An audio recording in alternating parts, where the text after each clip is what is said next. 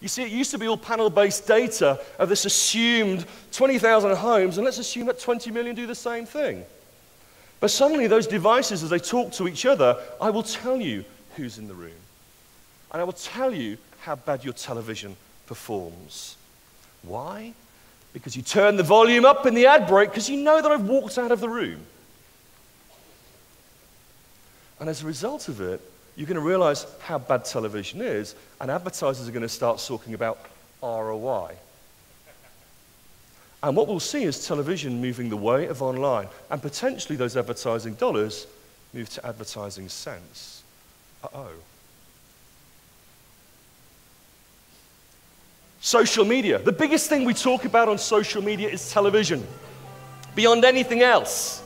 You know, it's a matter, hey, have you seen this content and whatever else? And what we're doing here is we're seeing this radical shift of consumers who are looking at smart devices whilst watching the television at the same time. What are they doing? Most of them are checking their email, but the thing I'm most interested in is this at the bottom. They're looking at stuff related to advertising. 25% of consumers go online after seeing a TV ad. Wow. That's better than any click-through rate I've ever heard. And so what we're seeing here is that figure's going to grow up as we start making this easier. And we're going to do this through automatic content recognition. Now, what is that? Those connected devices, those games you're playing when you're sitting there watching everything else, we're starting to find a way of connecting those devices together. You may have saw it in the Super Bowl. The biggest television ad spend in the world is still in the Super Bowl in America. And this year, it wasn't just about Madonna being on stage. It was the whole thing about your TV advertising. And suddenly, if you were able to Shazam it and be able to click through and pull it up, you saw the related TV, the advert on your mobile phone. We're starting to see this shift of connected advertising. And it works here through what we call acoustic fingerprinting. Those clapper boards, that stuff you never see at the front of a television or a film, is starting to be turned into a high-frequency sound.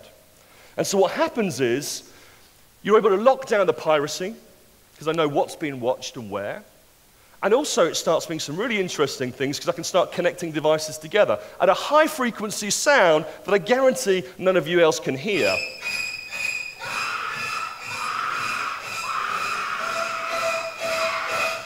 It's odd you couldn't hear it. And so apparently that's how dogs hear it. But you and I don't hear this high-frequency signals. And so the idea is we turn that sound into something your companion device can listen to. Not only that, but we can use another technology called watermarking. And what that happens is a continuous stream of data, audio signals that go behind the television content, which lets us do multiple fingerprint content. So every time the TV changes, we can change content on a television, on a mobile device. We've done this already with Channel 4 in the UK. You're watching your game show called the £1 Million Drop. Anyone heard of this show? Same thing in Malaysia? What I wanted to do is while you were watching the TV show, you were playing the online game. And so they developed this game that you could sit there and log into. And last Easter, about this time last year, the idea was when you watched your TV ads, you suddenly saw here, at exactly the same second, if you were playing your online game, the same advert would appear on your television sets. Now, we saw 115,000 people playing that game online, and all of them were exposed to that same TV ad on that device. 17% watched that full 3-minute video. That's a long time. And yes, we saw the obligatory clicks come through as a result. But the connection of these devices is incredible. And what we're seeing is a shift of how companies are wanting to start looking at together. We're starting to see people like Honda starting to get connected devices where they're able to play with games in almost like you're using a a Nintendo Wii controller to catch characters in a television show. And as you collect the characters, you can win awards. You can drive greater sale retention. And so we're starting to see these things already happening around the world. You take content, we put metadata behind it, and you start keywording every single piece of content out there. Just like you've done with a search engine and a website, we're now doing it for television. And what happens is when you get to that point in the television, that content becomes an ad. Notice there were no ads on television, because you're skipping them anyway, yeah? So what you're able to do is drive advertising in a new way. And then what you're able to do is on television, you're able to strip the adverts in any way. Because after all, what am I drinking here? Is this water or vodka?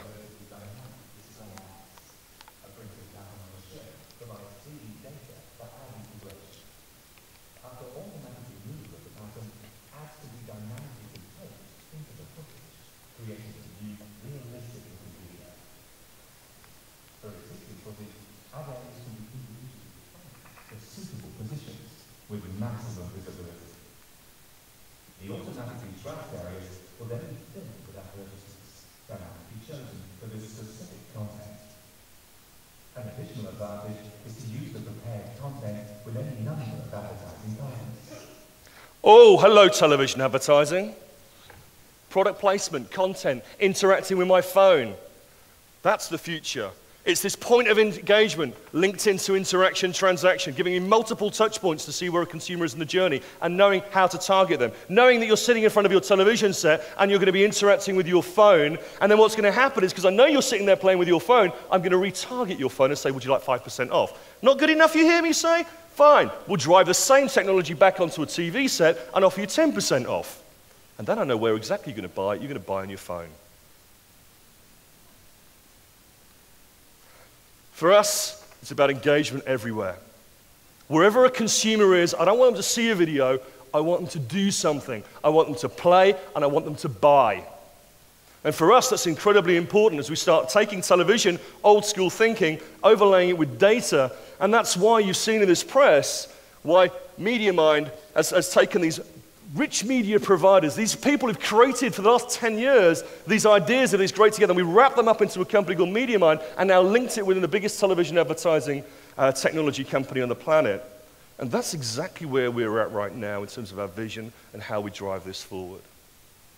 Thank you very much.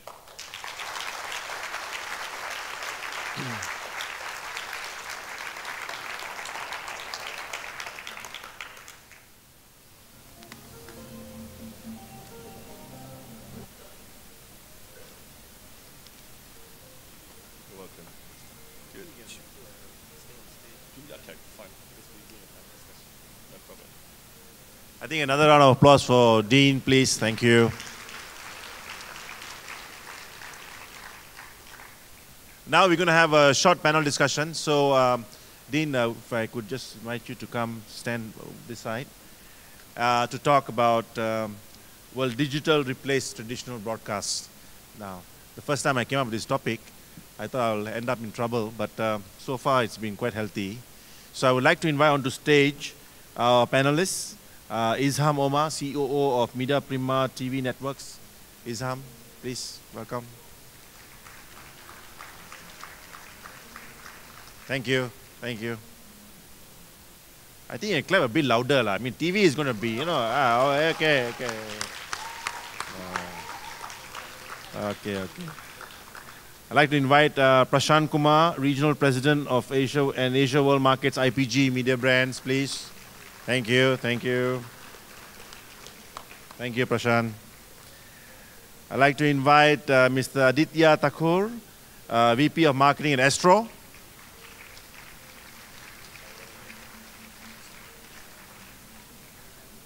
And of course, lovely Kutsia Kaha, VP Corporate Strategy and Industry Development, AMP Radio Networks. Kutsia? There you go, okay. Can I have the music out and house lights on full, yeah? Thank you. Thank you.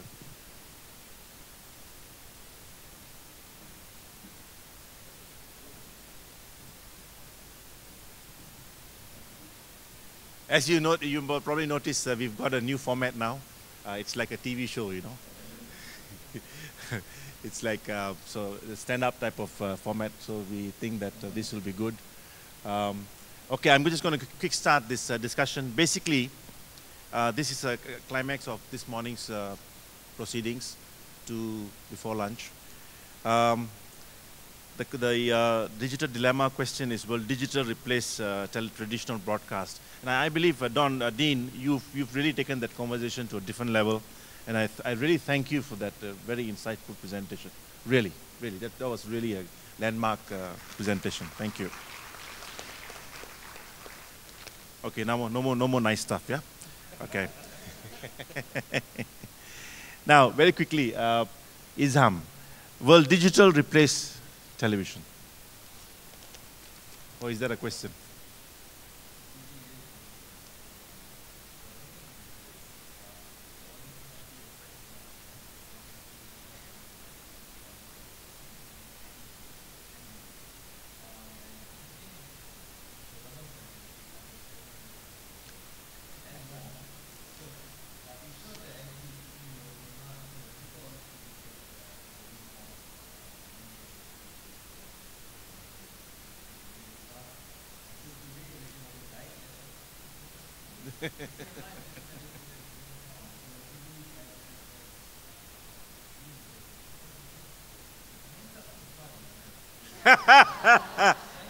Shall I? Okay.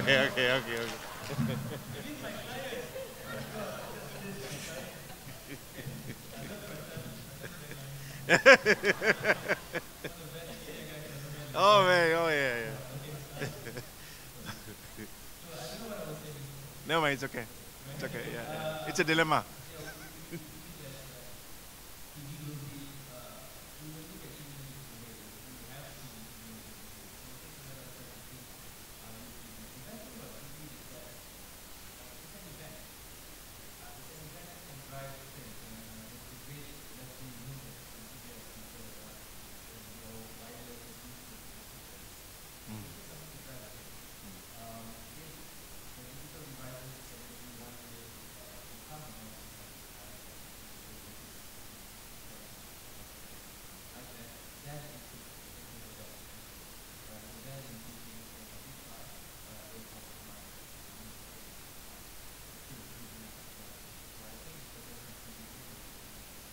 Okay, thanks.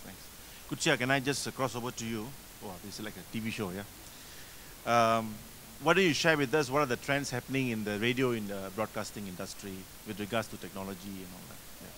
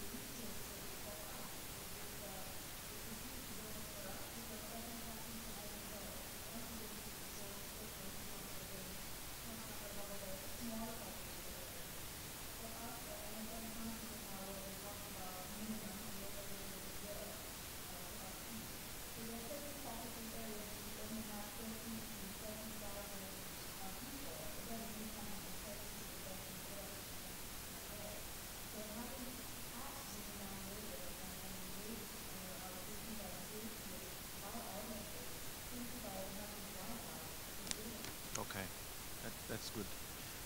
Can I just cross over to Aditya? Aditya is the Chief of Marketing at, at Astro. Now, you are the satellite guy, so yours is blanket coverage, right? Yeah. No gaps except for rain sometimes. Yeah. Yeah. Now, just share with us, Aditya, on your. I just want to ask really a dumb question, yeah.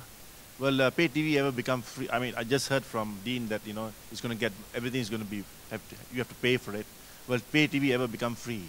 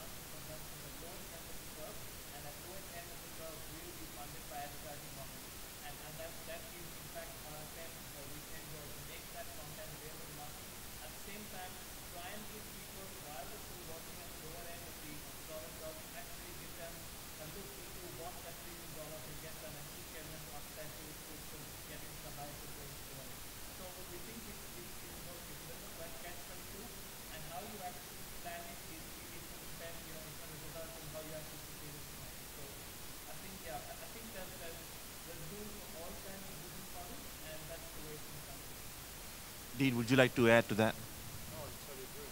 That's what we are seeing. It's 12 different applications using apps to really start listening to radio. And technology just moves on. We didn't make a massive jump when we turned off the terrestrial and moved into digital television. Digital television is here. It's not really, it's here. We turned off the terrestrial stations in other places on the planet right now.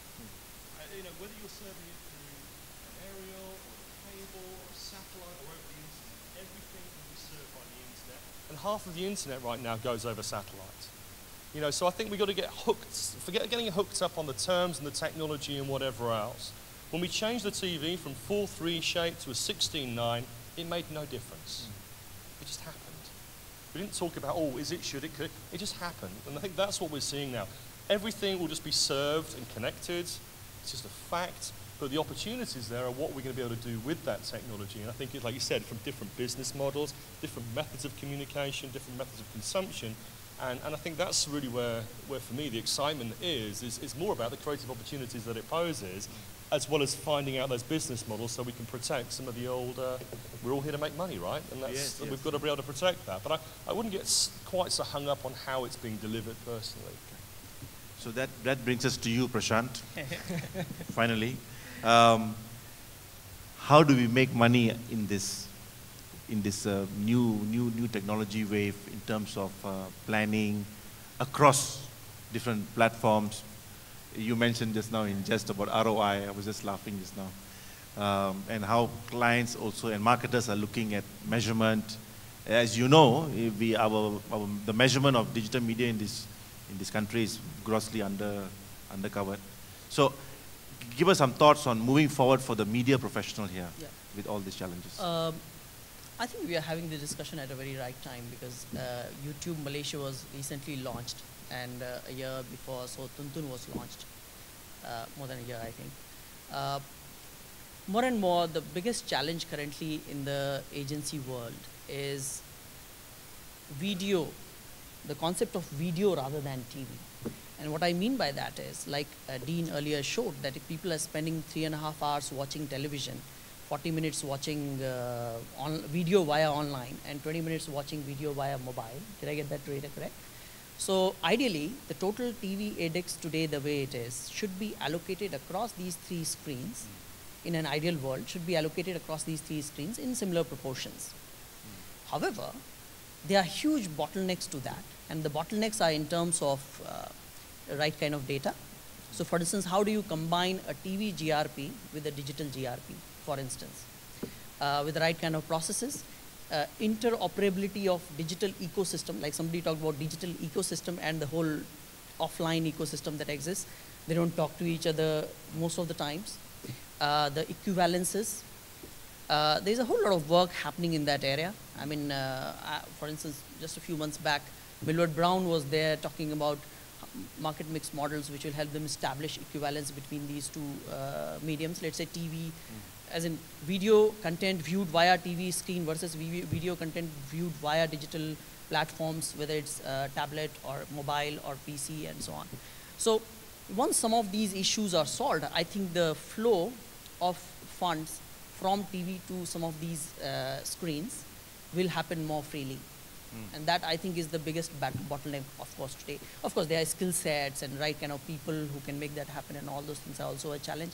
It's great that we are discussing these nitty-gritties here, because most of the time, a lot of discussion stays at the evangelism level, and then people go back home and a few years later come back with the same challenges.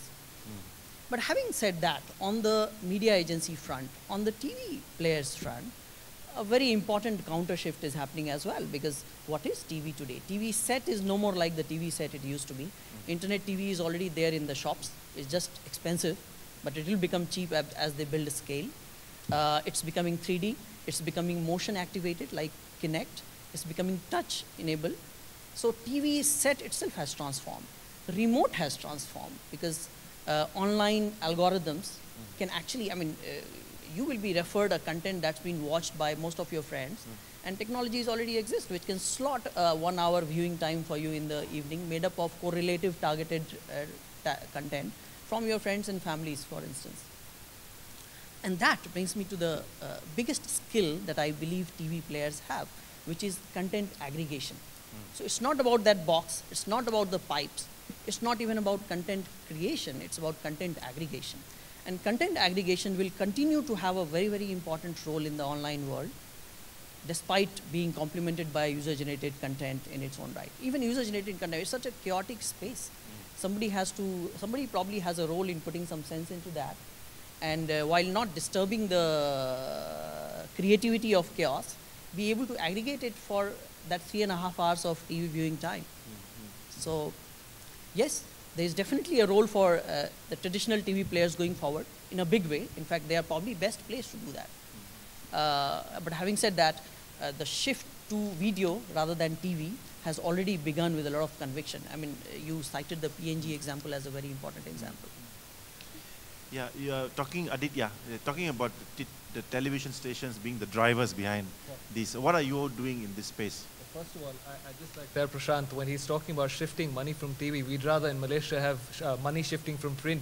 They're the ones that are earning a big share of the AdX India, so when you're shifting money, do think of that as well. But I think, look, when you really look at this, irrespective of which model you really look at, content, just as it needs to be aggregated and made available to a lot of hungry devices out there and a lot of people looking at free content, it also does need to get monetized. The truth is, whereas neutral to content being monetized by advertising as by subscription, they're just different models that exist. So it really, God alone knows how much BPL is going to ask for in the next round of bidding when happens. So we'd really love for a world where advertising, in fact, can take up the cushion of the content bucks. We all know that the spends behind content are getting higher and higher. The good thing to me about digital, and not just digital, I think it's about technology, is that what technology is doing is it's helping mobilize content beyond platforms and beyond boundaries. And that is one thing that I believe is going to actually help content. It's going to help lots of different people think of different models. You're no longer now stuck with the content that you create. It's not just for TV sets. It can be across different platforms. In fact, it's actually shrinking geographies. We can now look at targeting Malaysians across the world. When Korea started thinking of their content, they didn't think of content just being Korean. They thought of it as a Southeast Asian perspective. Today, it's traveling across the world. So I think different perspectives, but the point remains, it will need to get monetized somewhere, and that's those are the models everyone have to, it will be challenged to think of, and especially media guys. Yeah. Okay, Izam, as the CEO of Media Prima TV Networks, what do you think about what Astro just said? Wow. I didn't know it was from Astro. Sorry, just kidding. No, he's right. The future of revenues for TV is not really just advertising, actually, even though advertising needs to drive where we need to be. It's actually a freemium hybrid future where we get revenues from everywhere, not just from advertising. However, it's just that we like Prashant is saying, like everybody is saying, everybody's spending a lot of time or disproportionate of time online, on digital, versus the amount of AdX going into it. And I think I know why advertisers have been really kind of, scared about jumping in. In Malaysia, you don't want to be the first one to lose your shirt. Or you're scared. You just want to see what your neighbors are doing or your competitors are doing. So from our side, what we felt as a responsibility from Media Prima TV stations, we knew that we have to tip the tipping point, which is why we created tonton.com.my, which is 18 months, got 2.1 million subscribers. It's amazing. Thank you. And there's only 2.1 million subscribers, Dean, and there's only 2.5 million people in Malaysia. Sorry, just kidding. Because of that, the other thing is we knew that to tip the tipping point, we need to have huge hits to play with. Like Dean was saying about how people cotton on to the Super Bowl ads and how they rate the Super Bowl ads. They're not going to rate ads that come when you see karaoke cats, right? They're going to see the Super Bowl. They're going to see Anugerah Juara Lagu. They're going to see all these hits that we produce as a mass market platform. So we're used to producing hits for mass market. So we push them all on the internet so that we can see more people going onto the internet, more people interacting with us via the digital, via mobile, via the iPads, via whatever they're doing. So for us, that's the most important. If you have huge hits, then you can move the market. But if you don't have huge hits, you can just talk about it, but you won't move the market. Okay. I open up to the floor. Anybody would like to ask a question, please raise your hand and a microphone will fly towards you. But nobody wants to lose their shirt, I think. Okay, Kutsia. Yeah, please. Yeah, okay. Oh, okay, it's on. Just wanted to add to that even for radio operators like us, we no longer think in the sense of eardrums anymore. Because once something has a screen on it, you have to engage your audience, eyeballs as well as eardrums. So that's why we always speak to our clients sometimes when they like, just put a static slide with a 30-second audio commercial of what's appearing on radio, what's coming out on radio, and then plonk it on your app, and it's not going to work that way. So yes, on air, there used to be a time when our sales team used to sell just 30-second or 60-second commercials. That was the hardest thing they had to sell. In the last 10 years, then things like video banners, rectangular banners, expandable banners, and now they have to start selling things like video and audio pre-rolls as well. A 5-second Peugeot commercial, for example, can appear on our iPhone app just before it hits Gotcha Podcast. So it's really exciting. And when you think about how in Malaysia there's already 5.2 million smartphones in existence, and this number is just going to keep growing as data plans shrink, cost of data plans go lower, and cost of smartphones also come down.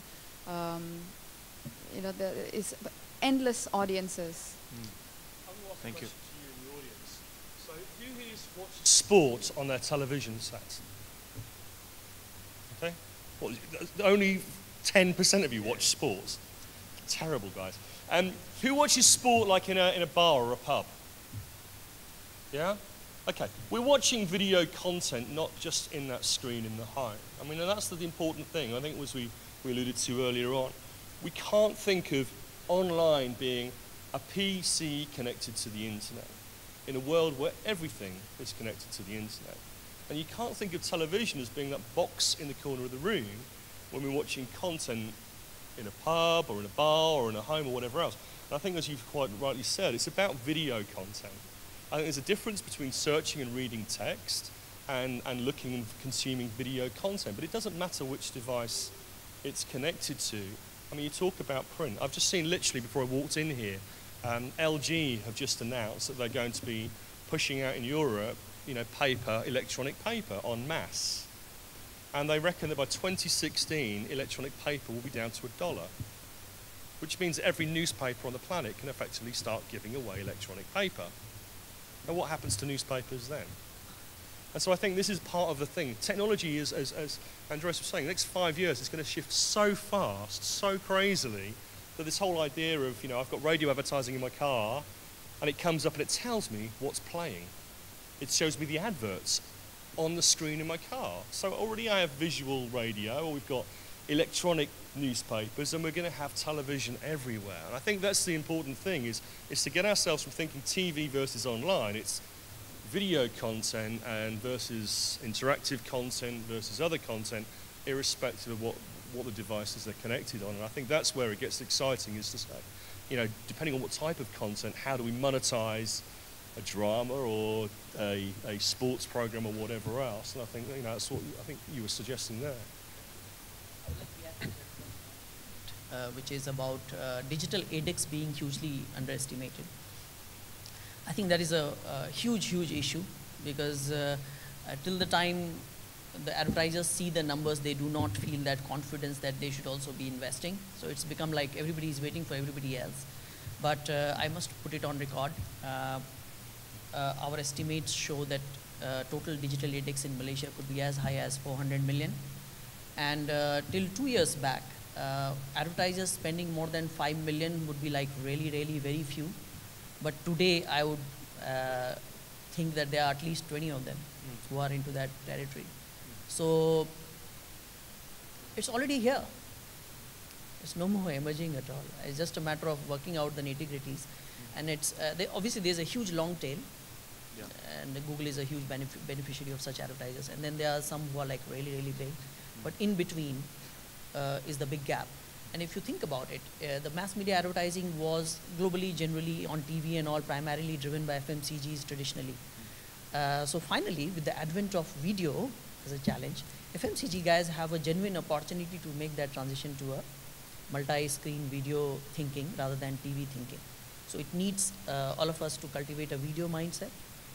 To that, I must also say Aditya Thakur's point about TV as a whole still having a lot of opportunity in Malaysia because print edX is so high is also correct. I believe that TV overall pie could be bigger. So I believe that actually even if some of the money shifted to digital platforms and all from TV, I think TV pie could continue to grow. There is a lot of upside there. Okay. Thank you. Any questions from the floor? Yes, Krishnamurthy. Thank you. Yeah. There's a microphone there. Can the microphone please fly over here? Krishna is right here. Yes. Technology. Hi, my name is Krishnamurthy, freelance journalist. I used to be with the print media for the past 25 years. Now I work with the last 4 years television, overseas television. What's the future of print media, magazines, newspapers, in view of all this technology growth? Do you think that we are going to save the trees with the demise of the print media? Thank you. You want to take this, Izam? Future of print. And I don't think I am in the right place to answer that actually. Okay, because I haven't bought a newspaper in the last 15 years. Okay, enough. Maybe it's from the agency. Maybe Prashant, you want to answer. I believe that new mediums do not replace the old mediums. Each of them find their niche in the market. So there are many